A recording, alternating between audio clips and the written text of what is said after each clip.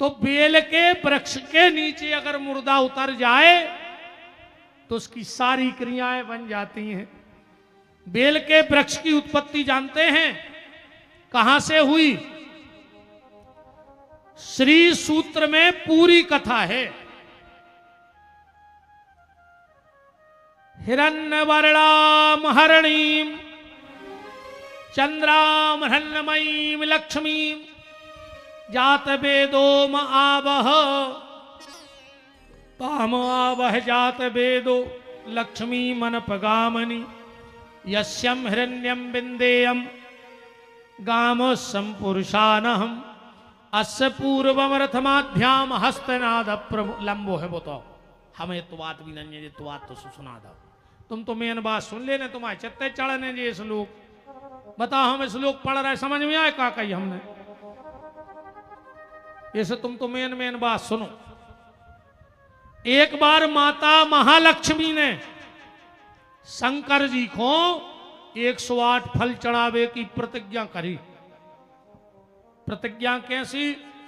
जब कोई संकल्प होता है तो पंडित जी 3 बार जजमान से कहते हैं कहो विष्णु विष्णु विष्णु। फिर जजमान कहते हैं विष्णु विष्णु विष्णु। फिर पंडित जी कहते हैं विष्णु और विष्णु और विष्णु। मतलब जजमान 3 बार कसम खाते भगवान विष्णु की कि हम जो पूजा पाठ करवा रहे वो को मेहनताना तुम्हें दे हैं। तो पंडित जी कहते हम भी 3 बार विष्णु की कसम खा रहे, हम तुम्हारी पूजा पाठ ईमानदारी से कर रहे हैं। लक्ष्मी जी ने 3 बार कसम खा ली अपने पति की, मैं विष्णु की सौगंध लेती हूं शंकर जी को 108 फल चढ़ाऊंगी। सब सेवकों से कहते भीतर को उन्हें जो हम पूजा कर रहे, भीतर से केवाल लगा ले, आसन पे बैठ गई, एक एक फल शिव जी को चढ़ाने लगी। अब भगवान शिव की माया शिव जाने, एक फल रे गोल होगा। अब लक्ष्मी जी आसन से उठ नहीं पा रही, कैसे विष्णु की कसम खाएं और 107 फल बचे। अब क्या करें? अब क्या करें? अगर उठते हैं तो पति की कसम टूट गई और नहीं उठ रहे तो अब फल कहां से ले आए? बगल में रखी थी खड्ग तलवार, लक्ष्मी ने बस तलवार उठा के अपनो एक स्तन काट के शंकर जी की पिंडी पे चढ़ा दो। और जैसे ही शंकर जी को वो स्तन चढ़ो, भगवान शंकर पिंडी फाड़ के प्रकट हो गए और कहा लक्ष्मी आज के बाद जो व्यक्ति अब इसको मैं ले जाऊंगा। और शंकर जी वो लक्ष्मी को स्तन लेके आए, वो कैलाश की मट्टी में दबा दो और वही लक्ष्मी के स्तन से बेल के वृक्ष की उत्पत्ति भई है। बेल का वृक्ष कहां से प्रकट है? लक्ष्मी जी के स्तन से। इसीलिए जो शिव को बेलपत्र चढ़ाता है उसके जीवन में कभी धन की कमी नहीं होती। पर बेलपत्र चढ़ाने का नियम क्या है जरा ध्यान से सुन लेना। सीधा पत्ता जाके मंदिर में शिव की पिंडी पे न रखो चाहिए, क्योंकि शिव की पिंडी में चंड का वास है। इसी में पढ़ लेना राम बाण लिंगम च लोह लिंगे सिद्ध लिंगे स्वयं भूमि, यही ग्रंथ में लिखो है। तो जो डायरेक्ट शिव जी की पिंडी पे बेलपत्र चढ़ा देता है उसके परिवार की बुद्धि चंडालों जैसी हो जाती। और आज न हो चंडालों जैसी तो बताओ बताओ। अच्छा कोऊ की कोऊ सुन लो, कोऊ की कोऊ नहीं सुन लो, भज्जा भज्जा की नहीं सुन रहा, देवरानी जेठानी की नहीं सुन रही, सास बहू की नहीं सुन रही। क्यों? क्योंकि तुम्हें बेलपत्र चढ़ाने का विधान पता नहीं है। अब ध्यान से सुनना और कल से साहों नारा सो चढ़ा के देखियो। सबसे पहला बेलपत्र जब भी मंदिर जाओ तो जहां से जलेरी में से जल जमीन में गिरत है पहलो बेलपत्र उते चढ़ाओ चाहिए अपन को। पहला बेलपत्र कहां चढ़ाना है? जहां जलेरी में से जल गिरता है। दूसरा बेलपत्र जहां पिंडी और जलेरी मिलत हैं उते चढ़ाव चाहिए। और तीसरा बेलपत्र भगवान शिव की पिंडी पे चढ़ाना चाहिए। चौथा बेलपत्र नादिया को चढ़ाओ चज्जे काश नादिया सब कछु। एक बार पार्वती ने पूछी कि भोलेनाथ तुम तो बैठे रहे थे मंदिर में और जो नादिया बाहर बैठो रहे, अक्सर करके देखियो शंकर जी मिले हैं मंदिर में और नादिया मिले हैं मंदिर के बाहर। पार्वती ने पूछी है सो काय? शंकर जी बोले वो हमारा सीसीटीवी कैमरा आए बाहर लगो। बोले काय? बोले मंदिर में तो आदमी एक नंबर को इतना शुद्ध बन के जाते यार कि 100 सूद में एक भूल नहीं देते। मंदिर की छिड़िया चढ़ी और आदमी ऐसा हो जात को हरिश्चंद्र तुम्हें देख के फांसी लगा लेवे। और जो मंदिर के बाहर भाई सुराक्षस के राक्षस, जैसे अभी तुम्हारे पंडाल में बिल्कुल सुधरे बैठे नहीं और पंडाल के बाहर चंडाल के चंडाल हो जाओ, इतनी कथा झरा के घरे चले जाओ। कभी तो महाराज अरे आए लगे ही रेत, उनकी सब थोड़ी मानने अपन को। शंकर जी बोले देवी आदमी मंदिर में आते नकली बन के और बाहर हो जात असली। तो फिर हम नादिया से पूछे थे शाम को कह रहे वो भीतर तो बहुत अच्छो बन रहा तो कैसो है? नादिया के तो एक नंबर को कपटिए धरो। शंकर जी के तो फिर के नहीं चलने। तो चौथो पत्ता नादिया को जरूर चढ़ाओ। आजकल एक नई फैशन बनी जे को देखो बोलू मो नादिया के कान में।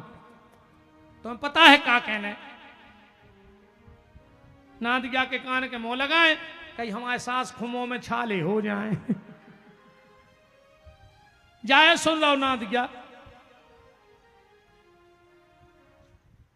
अपने तो तुरे गाड़ों कैसो काम है, एक गिरी और पीछे से पूरी। अब तुम क्या जा रहे हो गली में एक जगह आगे बारो पांव भर पल ले वे पीछे से जो पूरी पांव पल ले ने उनको जुआए कहते कौन देवता बैठे के कह आए।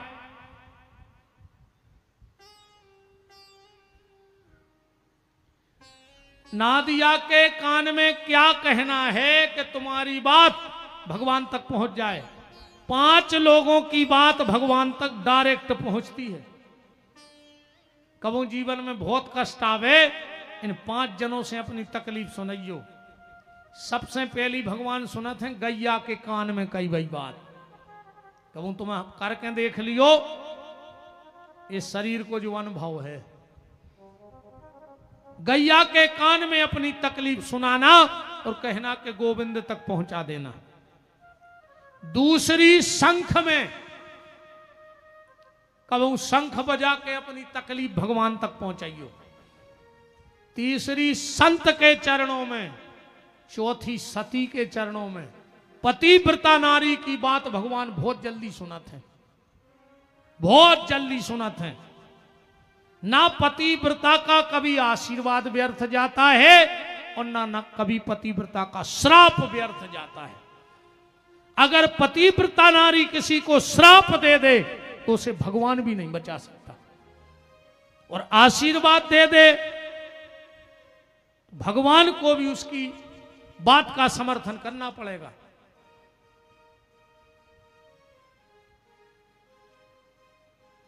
बात चल रही है बेल की पत्ती की। तो पहला बेलपत्र कहां चढ़ाना है? जहां जलेरी में से जल गिरे। दूसरो जहां पिंडी जलेरी इकट्ठी होए। तीसरो जहां पिंडी पर। चौथा नादिया पर। और 5वां त्रिशूल पर। ये 5 पत्ता चढ़ाइयो साहुन भर, तुम्हें लगे है कि हां अब हम पे शिव जी की कृपा भाई है। जिनके घर में पैसा व्यर्थ जाता हो, 11:48 दिन 12:12 के बीच में कबों बेलपत्री पे बीच के पत्ता पे शहद और इन दो ही पत्तों पे शक्कर छपा के शंकर जी को चढ़ा के देख लियो साहुन भर, तुम्हारे घर का पैसा व्यर्थ जाना बंद हो जाएगा। तुम्हारे घर में बहुत लड़ाई मची रहती हो, शाम को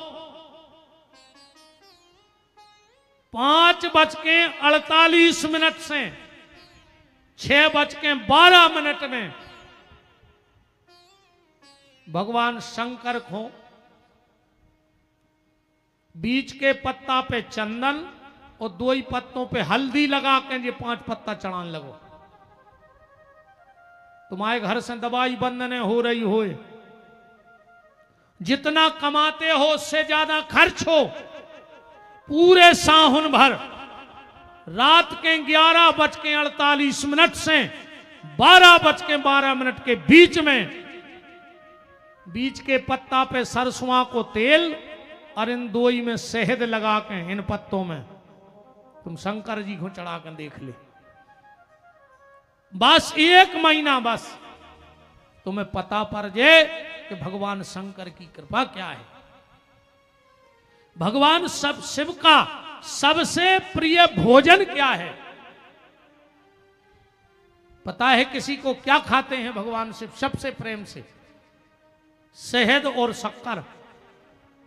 ये श्रावण भर भगवान शंकर को शहद और शक्कर मिला के भोग लगाइयो, फिर देखियो आनंद।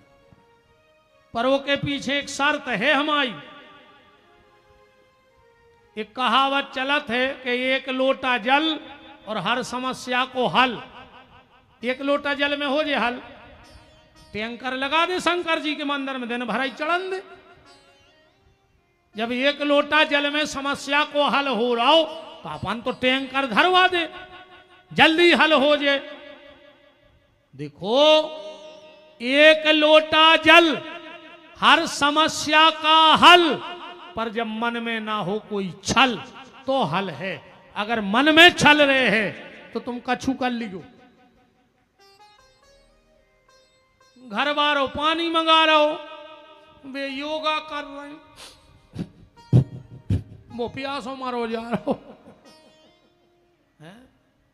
तुम्हारे नाम वे सुहाग ले ऐसी चलत है? चलत है ये तुम्हारे सुहाग लोगी जे हो जा। घर बारो भूखो फिर रहा हो, वो को चक्कर आ रहे, मोनी मोनो से पूछी कहीं मम्मी कहाँ है, कहीं सुहाग लो है, और सुहागला को ब्लड प्रेशर बढ़ रहा हो, वो रोटी ढूंढत फिर रहा हो कि 2 ही मिल जाती खावे।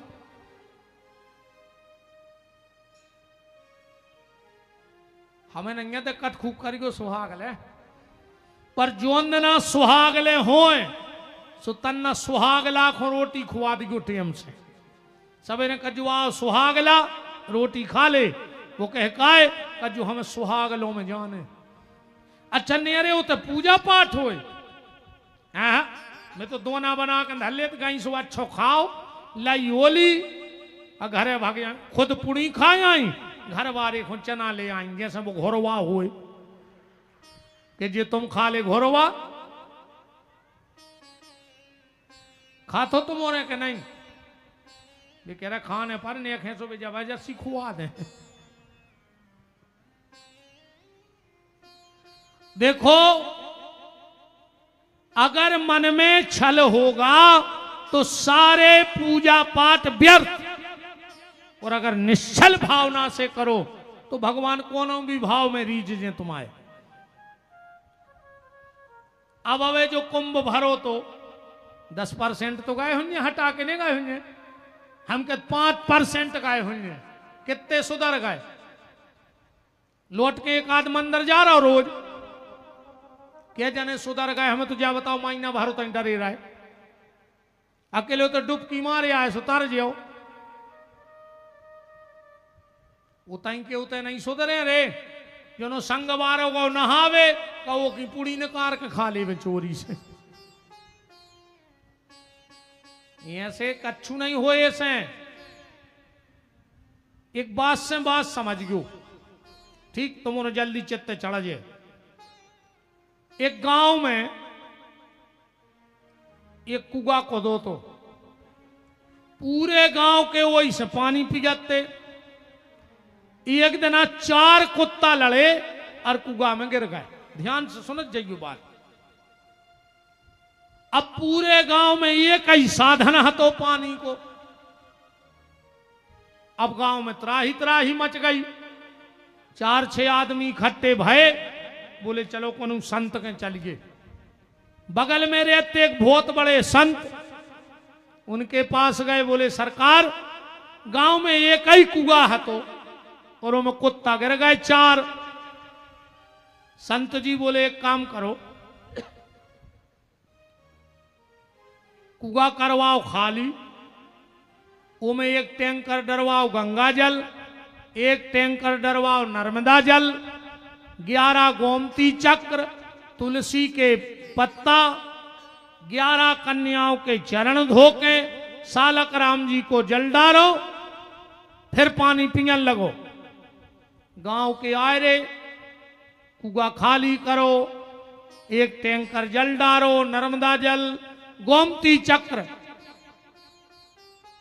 अरे शाम को फिर पहुंचे वे तो उताई बाबा जी के। बोले बाबा जी तुमने जो जो कही थी हमने सब करो, पर वो कुआ की पानी की बास नहीं जा रही।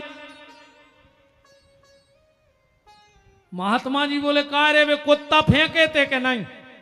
कह लगे बे नहीं फेंके, तुमने कही थी, बताई नहीं थी। अब जा बताओ तुम कितना गंगा जल डाल दे, कितना नर्मदा जल डाल दे, जब तक वे भीतर के कुत्ता न फेंके तो बात चली जे। ऐसा ही तुम कितना कछु कर ले, पर जब तक जे काम, क्रोध, लोभ, मोह, मत्सर, दंभ, अहंकार, पाखंड, ईर्षा के कुत्ते भीतर रहेंगे, तब तक कुछ होने वाला नहीं है। इसलिए एक लोटा जल हर समस्या का हल, पर जब मन में ना हो कोई छल।